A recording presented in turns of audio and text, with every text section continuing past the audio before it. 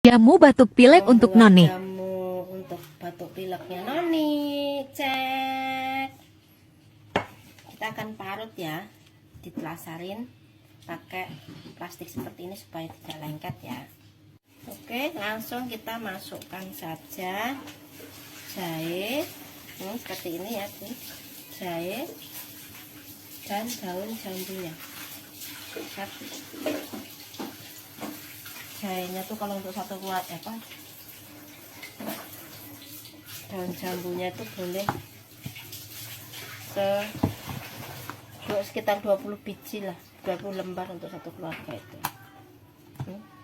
Gula jawanya udah leleh dan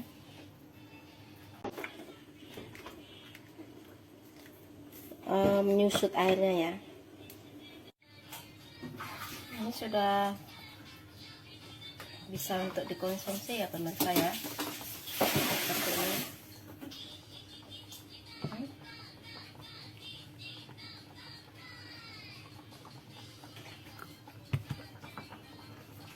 Rebusan daun jambu dan jahe gula merah bagus sekali untuk batuk pilek dan demam anak. Selamat mencoba.